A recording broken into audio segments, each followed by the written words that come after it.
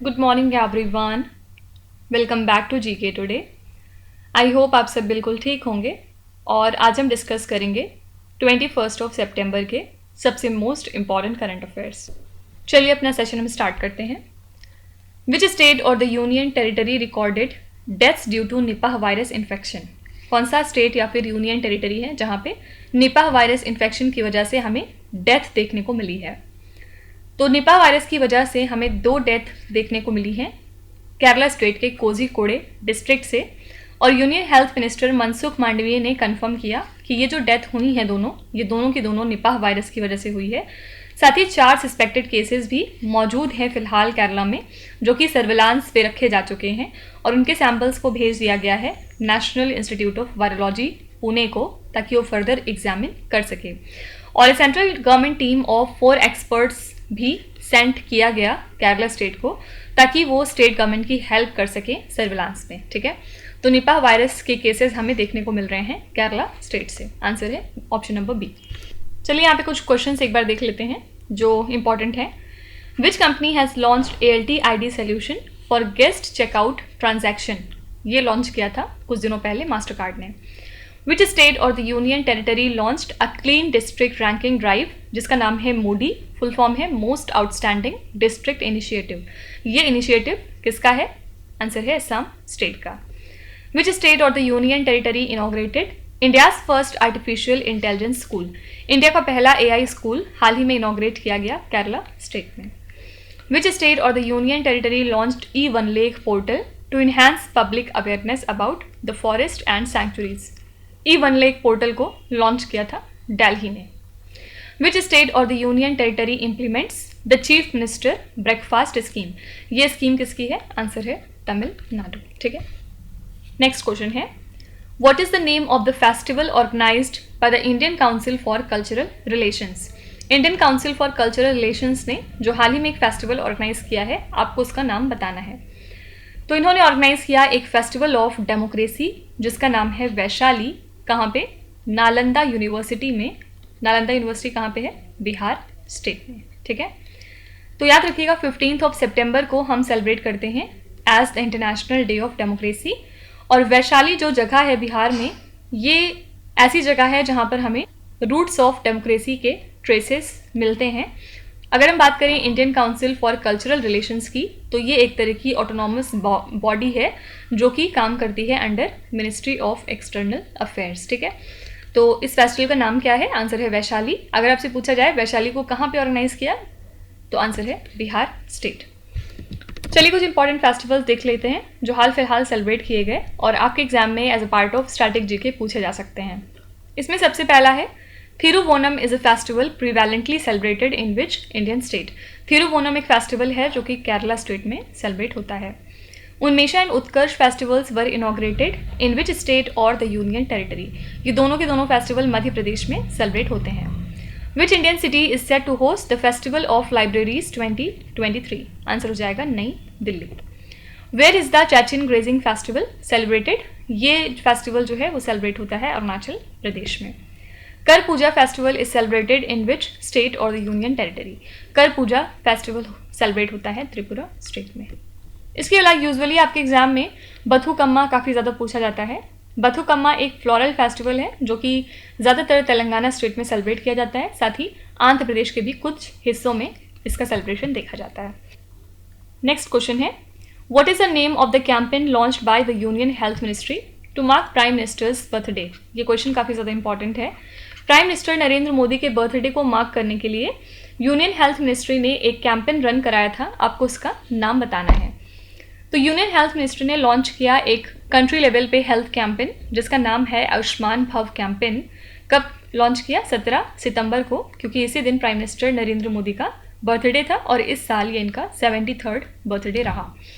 तो ये जो हेल्थ कैंपेन है इसको इनॉग्रेट किया हमारी प्रेसिडेंट द्रौपदी मुर्मू जी ने, और इसी के साथ एक extensive health care drive run की जा चुकी है जिससे कि बहुत सारे मिलियंस ऑफ लोगों को फ़ायदा पहुंचेगा। फाइन, तो इस कैंपेन का नाम क्या है जिसको कि लॉन्च किया गया प्राइम मिनिस्टर नरेंद्र मोदी जी के बर्थडे को मार्क करने के लिए? आंसर है आयुष्मान भव कैंपेन। यहाँ पे कुछ और कैंपेन्स की बात करते हैं। Which department has organised the Bharat internet Utsav media campaign? ये कैंपेन रन कराया था डिपार्टमेंट ऑफ टेली कम्युनिकेशन ने। Which union ministry unveil the wedding tourism campaign? Obvious answer क्या है? Ministry of tourism.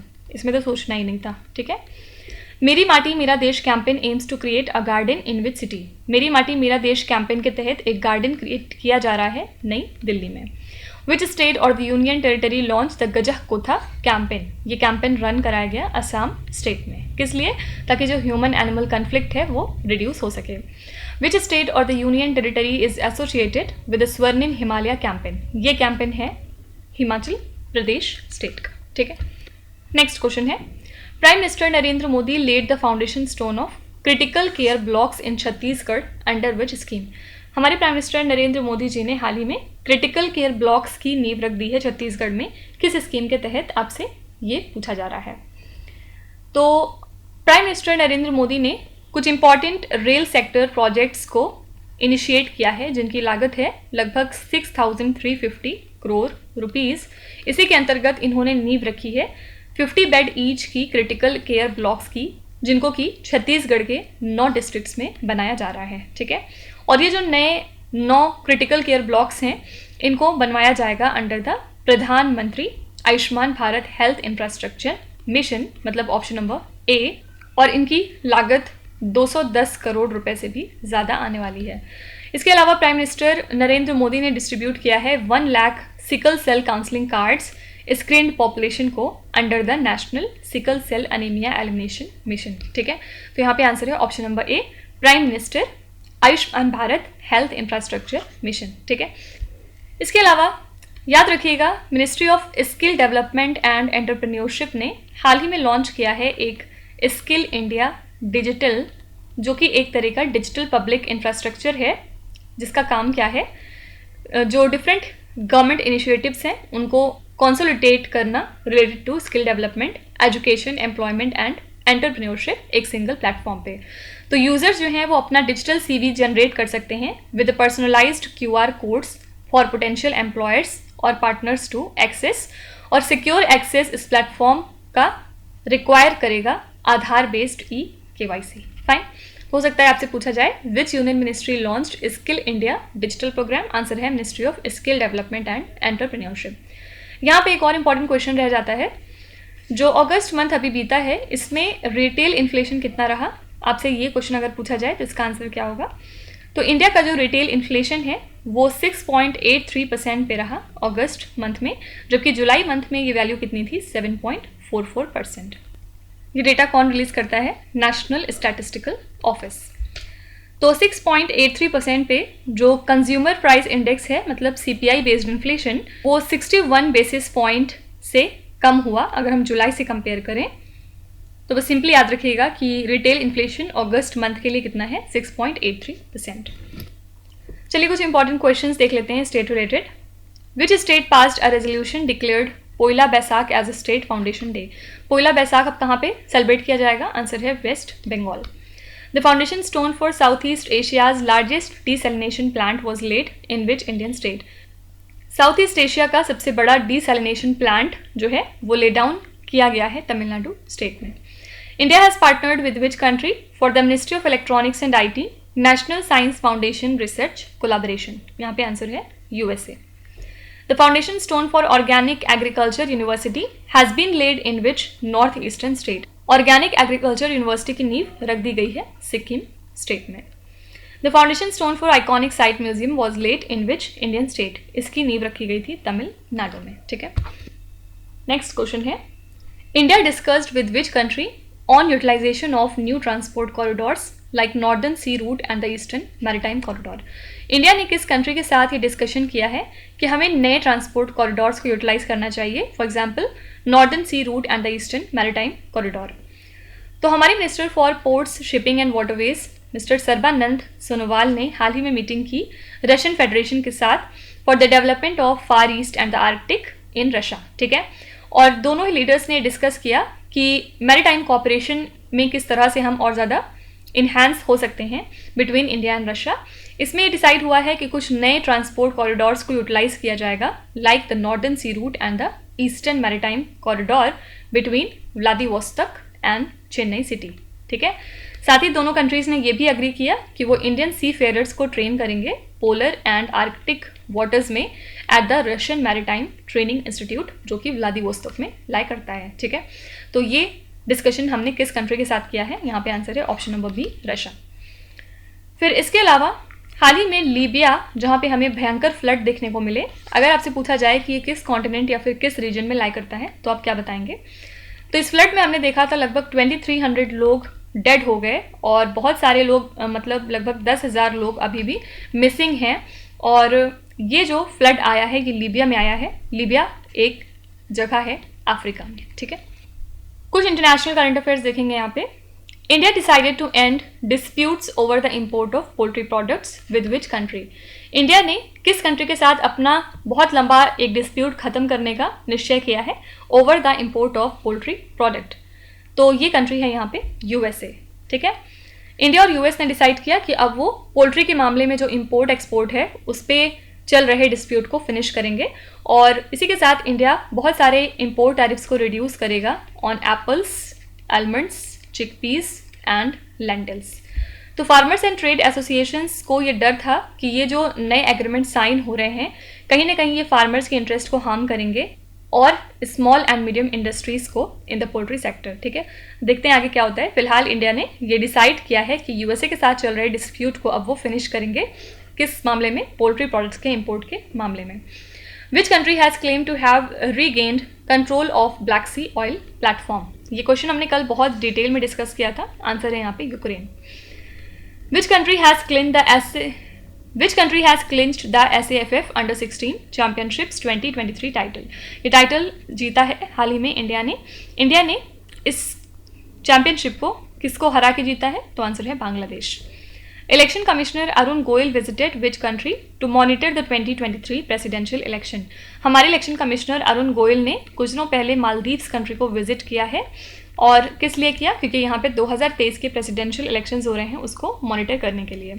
India handed over the G20 presidency to which country? हमने G20 presidency को hand over करने का process start कर दिया है और अब हम ये हैंड ओवर कर रहे हैं ब्राज़ील कंट्री को। नेक्स्ट है which public sector bank launched online allotment of safe deposit locker facility? तो ये है इंडियन ओवरसीज़ बैंक। इन्होंने हाल ही में अनाउंस किया है कि अब जो भी इनके सेफ डिपॉजिट लॉकर की फैसिलिटी है उसका आप ऑनलाइन अलॉटमेंट कर सकते हैं। इनके कस्टमर्स के लिए भी ये फैसिलिटी अवेलेबल है, साथ ही नॉन कस्टमर्स के लिए भी। और ये जो नई फैसिलिटी है इसका एक्सेस हो सकता है online just by logging into the banks portal और बैंक के कस्टमर्स साथ ही नॉन कस्टमर्स दोनों लोग अवेल कर सकते हैं इस फैसिलिटी को without physically visiting a branch as per this bank, ठीक है। तो ये फैसिलिटी लॉन्च की है इंडियन ओवरसीज बैंक ने। यहाँ पे चलिए कुछ बैंकिंग रिलेटेड करंट अफेयर्स एक बार देख लेते हैं। विच bank launch the nation first transit card to facilitate seamless customer commuting experience? ये कार्ड लॉन्च किया था स्टेट बैंक ऑफ इंडिया ने। Which country's central bank governor stop the global finance central banker report cards 2023? आंसर है यहाँ पे India के current RBI governor कौन है? शक्तिकांत दास। याद रखिएगा इस साल इनको एक और अवार्ड भी मिला था जिसका नाम है governor of the year award. Asian Development bank has sanction 3.32 crore grant for safe public transport travel in which Indian city? ADB ने इतना अमाउंट एलोकेट या फिर सैंक्शन किया है for safe public transport travel in the city of Hyderabad. The Asian Development Bank is set to construct 25 megawatt solar power plant in which Indian state? ADB जो है वो 25 megawatt का सोलर पावर प्लांट स्टैब्लिश कर रहा है Tamil Nadu state में। India is set to open a climate change and health hub in which Indian city in partnership with Asian Development Bank? यहाँ पे आंसर है नई दिल्ली। नेक्स्ट क्वेश्चन है international hockey federation withdrew hosting rights of the Olympic qualifiers from which country? तो international hockey federation ने hosting rights को withdraw कर लिया है ओलंपिक क्वालिफायर्स के फ्रॉम पाकिस्तान हॉकी फेडरेशन। और जो men's pitch hockey Olympic qualifier tournament था इसको पहले शेड्यूल किया गया था जनवरी 2024 में। और प्राइमरली इसको क्यों इस तरह से विड्रॉ किया गया? Because of recent developments in the governance situation of the federation, ठीक है। तो करेक्ट आंसर है यहाँ पे पाकिस्तान। यहाँ पे कुछ इंपॉर्टेंट क्वेश्चन एक बार देख लेते हैं। When is the international day for south south cooperation observed? ये दिन हम हर साल ऑब्जर्व करते हैं 12 सितंबर को। Which union ministry organise the international conference on dam safety? ये कॉन्फ्रेंस ऑर्गेनाइज किया था मिनिस्ट्री ऑफ जल शक्ति ने। UP international trade show 2023 is being organised in which place? UP international trade show जो है ये ग्रेटर नोएडा में ऑर्गेनाइज किया गया। Which city is the host of international aerospace conference? इस कॉन्फ्रेंस के लिए होस्ट सिटी है Gwalior. International finance corporation is set to invest up to $100 million in which Indian company? IFC जो है वो $100 million इन्वेस्ट करने वाली है IIFL होम फाइनेंस लिमिटेड में, ठीक है। नेक्स्ट है, which country has launched Al Husn application to track children's vaccination? बच्चों में वैक्सीनेशन को ट्रैक करने के लिए किस कंट्री ने एप्लीकेशन लॉन्च किया है? यहाँ पे आंसर है UAE। UAE जो है इस एप्लीकेशन का अपग्रेडेड वर्जन यूज कर रहा है जिससे कि बच्चों में हो रहे वैक्सीनेशन को ट्रैक किया जा सकता है, और बच्चे जो हैं यहाँ पे वो स्कूल्स में अलाउ नहीं किए जाएंगे अगर उनका वैक्सीनेशन रिकॉर्ड इस एप्लीकेशन में अपडेटेड नहीं है तो, ठीक है। तो UAE का जो नेशनल वैक्सीनेशन शेड्यूल है इसमें मैंडेटरी वैक्सीन्स आती हैं इन्फेंट्स के लिए, साथ ही चिल्ड्रन के लिए, और इस एप्लीकेशन के थ्रू एक कॉम्प्रिहेंसिव वैक्सीनेशन कवरेज प्रोवाइड किया जा रहा है for children from birth to 18 years, ठीक है। तो ये एप्लीकेशन लॉन्च किया है कंट्री UAE ने।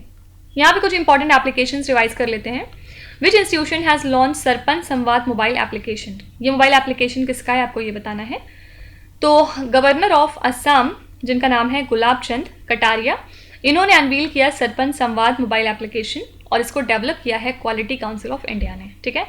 तो ये जो एप्लीकेशन है ये पार्ट है इनके सरपंच संवाद इनिशिएटिव का, जिसका एम है लगभग 2.5 लाख सरपंच को आपस में कनेक्ट करवाना। सरपंच का मतलब होता है इलेक्टेड विलेज हेड इंडिया के अंदर, और ये इनिशिएटिव एक प्लेटफॉर्म प्रोवाइड करता है for networking, knowledge sharing and collaboration among the sarpanch, ठीक है। तो सरपंच संवाद नाम का मोबाइल एप्लीकेशन किसने लॉन्च किया या किस इंस्टीट्यूशन ने लॉन्च किया? तो आंसर है क्वालिटी काउंसिल ऑफ इंडिया।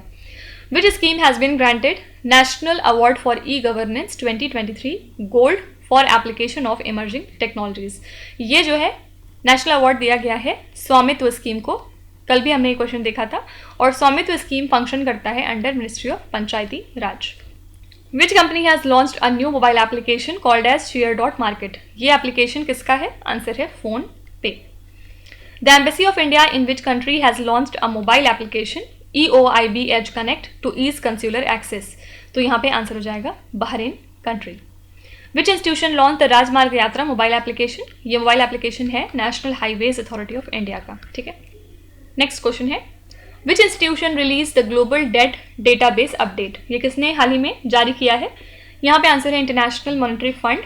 इन्होंने रिपोर्ट किया कि जो ग्लोबल डेट है as a share of economic output वो डिक्रीज हुआ है दूसरे साल लगातार 2022 में, लेकिन ये जो ट्रेंड है ऐसा एक्सपेक्ट किया जा रहा है कि बहुत जल्द अब खत्म हो जाएगा।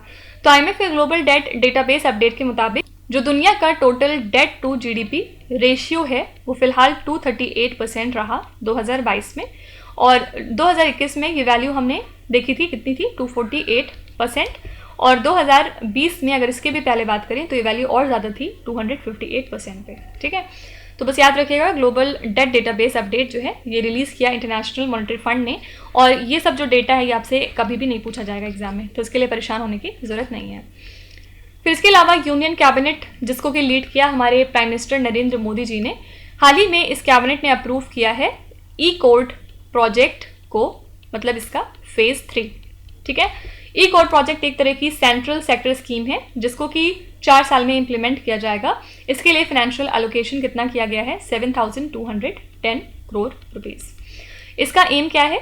जो एक्सेस टू जस्टिस है उसको इन्हांस करना थ्रू टेक्नोलॉजी, और फेज 3 की हेल्प से हम फोकस कर रहे हैं कोर्ट रिकॉर्ड्स को डिजिटाइज करने का, साथ ही यूनिवर्सल ई-फाइलिंग इंट्रोड्यूस कराने का और ई-पेमेंट सिस्टम को इंट्रोड्यूस करने का, ठीक है। तो अगर आपसे पूछा जाए कि फाइनेंशियल आउटले कितना है ई कोर्ट फेज 3 स्कीम के लिए, तो आंसर है 7,210 करोड़ रुपीज़। यहाँ पे कुछ इंपॉर्टेंट इंस्टीट्यूशंस एक बार देख लेते हैं। TTP's Tactics, Techniques and Procedures Based Framework to Combat Cybercrime Targeting Humans has been developed by which institution? तो हाल ही में एक novel cyber crime investigation tool जिसका नाम है TTPS based cyber crime investigation framework develop किया है IIT कानपुर के C3I hub ने with support from department of science and technology. और ये जो फ्रेमवर्क है ये ऑफर करेगा एक कॉम्प्रिहेंसिव सोल्यूशन जिसमें कि लॉ इन्फोर्समेंट एजेंसीज को इनेबल किया जाएगा to effectively combat cyber crime और जो साइबर क्राइम की एक्टिविटीज़ हैं उनको रिड्यूस करके कंट्री के अंदर, ठीक है। American governments development finance institution approved investing in which company solar cell plant. American government का डेवलपमेंट फाइनेंस इंस्टीट्यूशन जो है वो इन्वेस्ट करने वाला है टाटा पावर सोलर में, ठीक है। Which institution hosted the north tech symposium. North tech symposium को होस्ट किया है IIT जम्मू ने। Which institution launch grass root initiative to promote Indian standards in the rural areas. यहाँ पे आंसर है bureau of Indian standard. Which institutions recommended cross-border cooperation and information sharing in a joint report to the group of 20 nations? यहाँ पे answer है International Monetary Fund along with Financial Stability Board. Which institution has released the report titled as India Real State Vision 2047? ये report कुछ दिनों पहले जारी करी Knight Frank India ने, ठीक है। लास्ट क्वेश्चन देखेंगे। Which scheme implemented by the government of India provides first gas refill and stove free of cost to the beneficiaries? इसमें से कौन सी ऐसी स्कीम है जिसके थ्रू गैस रिफिल जो पहली बार होती है उसको फ्री में दिया जाता है और जो स्टोव्स हैं उनको भी फ्री ऑफ कॉस्ट प्रोवाइड किया जाता है सभी बेनिफिशियरीज को? तो यहाँ पे आंसर है PM उज्ज्वला योजना। तो यूनियन कैबिनेट जिसको कि लीड किया हमारे प्राइम मिनिस्टर नरेंद्र मोदी जी ने, इन्होंने अप्रूव किया है कि प्रधानमंत्री उज्ज्वला योजना को एक्सटेंड किया जाएगा फर्दर 3 और सालों के लिए, 23 to 24 से लेके 25 to 26 तक, ठीक है। इसका एम क्या है? फर्स्ट रिफिल जो है वो फ्री में दिया जाता है और स्टोव को फ्री ऑफ कॉस्ट प्रोवाइड किया जाता है सभी बेनिफिशरीज को। इस एक्सटेंशन का एम क्या है? Additional 75 lakh LPG connections provide करना कंट्री के अंदर, ठीक है।